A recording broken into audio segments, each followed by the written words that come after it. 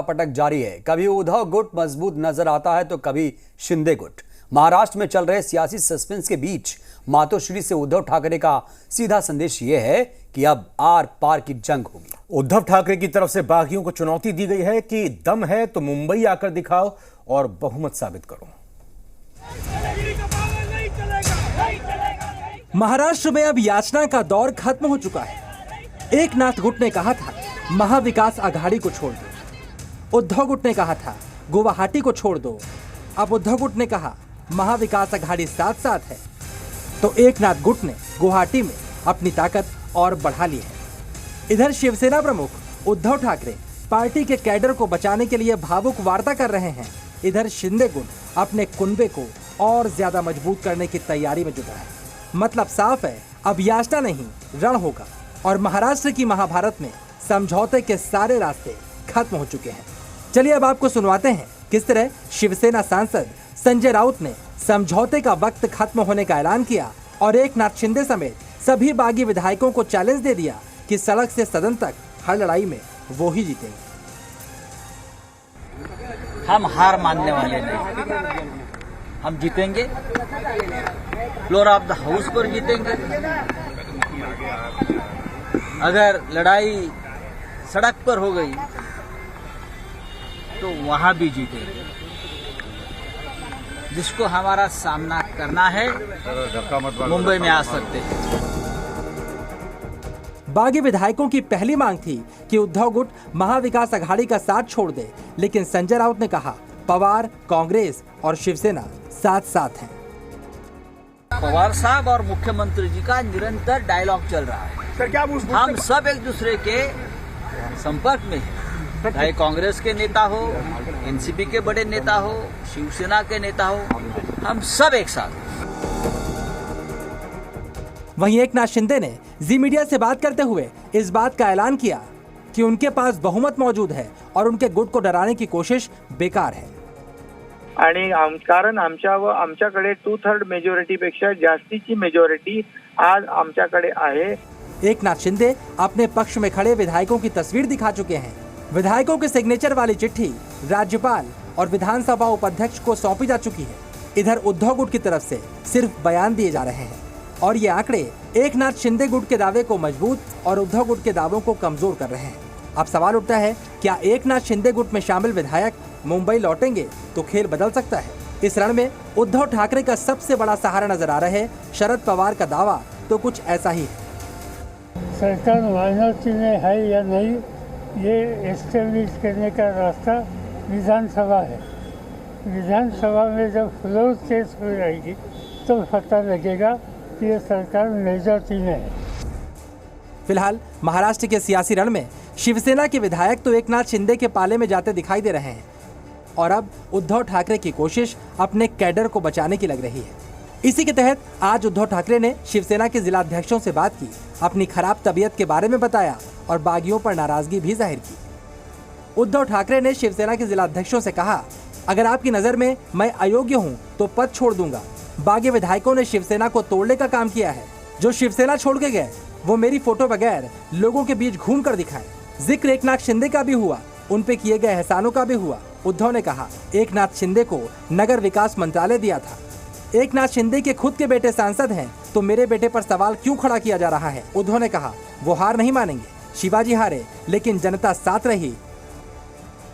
लेकिन सवाल यही उठता है, क्या ये भावुक संवाद बाजी पलट सकते हैं। शिंदे गुट तो लगातार मजबूत हो रहा है और अब पीछे हटने को भी तैयार नहीं दिख रहा और उद्धव ठाकरे के सामने सवाल है, कुर्सी कैसे बचाएं, अपनी पार्टी कैसे बचाएं। शिवांगी ठाकुर और अंकुर त्यागी के साथ विशाल पांडे, जी मीडिया, मुंबई। महाराष्ट्र में महाअघाड़ी गठबंधन की सरकार बचाने के लिए अब उद्धव ठाकरे को पवार बैकअप मिल गया है। बीजेपी के शिंदे वार का बेअसर करने के लिए पवार ने सियासी मोहरे बिछाने भी शुरू कर दिए हैं। अब देखना यह होगा कि सियासी शतरंज के इस खेल में किसे शह और किसे मात मिलती है। एनसीपी अध्यक्ष शरद पवार को राजनीति का चाणक्य कहा जाता है। सियासी गलियों में यह कहावत मशहूर है कि जहां से सब सोचना बंद कर देते हैं वहां से शरद पवार की सोच शुरू होती है। पवार ने एक बार फिर अपनी राजनीतिक सूझबूझ का परिचय दिया है। उन्होंने जैसे ही देखा कि महाराष्ट्र का सियासी संकट अब सीएम उद्धव ठाकरे से संभल नहीं रहा, तो शिवसेना की साख बचाने के लिए पवार मैदान में कूद पड़े। ये वही पवार हैं जिन्होंने शिंदे की बगावत के बाद कहा था कि ये शिवसेना का आंतरिक मामला है। ये शिवसेना का इंटरनल इशू है। लीडरशिप है, कुछ बदलाव करना या किसी को वहाँ मौका देना, वो उनका इंटरनल इशू है, जो शिवसेना की लीडरशिप इस पर जो कुछ तय करेंगे इसके साथ हम रहेंगे। लेकिन कल उद्धव ठाकरे और एनसीपी नेताओं के साथ बैठक के बाद शरद पवार के बोल बदल गए। उन्होंने खुद राज्य के सियासी संकट को दूर करने की कमान संभाल ली। जानकारों की माने तो शरद पवार के इशारे पर ही महाराष्ट्र विधानसभा के डिप्टी स्पीकर नरहरी जिरवाल ने फैसले लेने शुरू किए।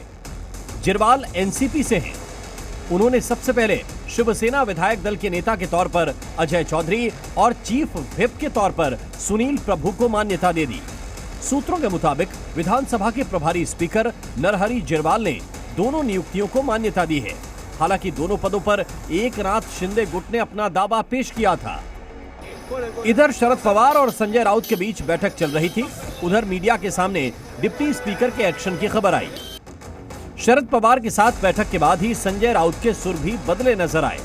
वो बागी विधायकों को अल्टीमेटम देते हुए दिखे। शरद पवार के साथ मंत्रणा के बाद शिवसेना ने शिंदे को मात देने के लिए सियासी शतरंज के खेल में दूसरी चाल चली। शिवसेना ने बागी विधायकों को सबक सिखाने के लिए कदम उठाए हैं। पार्टी के 16 विधायकों को अयोग्य ठहराने के लिए पार्टी ने विधानसभा स्पीकर को लेटर लिख दिया है। इन 16 विधायकों में एक रात शिंदे का नाम भी है। अब विधानसभा के डिप्टी स्पीकर शिवसेना की मांग पर विचार के बाद 16 विधायकों को नोटिस जारी कर सकते हैं। शय और मात के इस खेल में अब शरद पवार पूरी तरह उतर चुके हैं। अब उनकी कोशिश विधानसभा में फ्लो टेस्ट की है। कल उद्धव के साथ मुलाकात के बाद शरद पवार ने कहा था कि बागी विधायकों को कीमत चुकानी होगी। उन्होंने कहा था कि जब फ्लो टेस्ट होगा तो पता चलेगा कि हमारे पास बहुमत है। सरकार माइनॉरिटी में है या नहीं, ये एस्टेब्लिश करने का रास्ता विधानसभा है। विधानसभा में जब फ्लो टेस्ट हो जाएगी तो पता लगेगा कि ये सरकार मेजॉरिटी में है। पवार की राजनीतिक ताकत का अंदाजा बागी विधायकों के नेता एकनाथ शिंदे को भी है। शिंदे को वो दिन याद होगा जब शरद पवार ने बीजेपी का खेल बदलकर राज्य में महाविकास आघाड़ी गठबंधन की सरकार बनाई थी।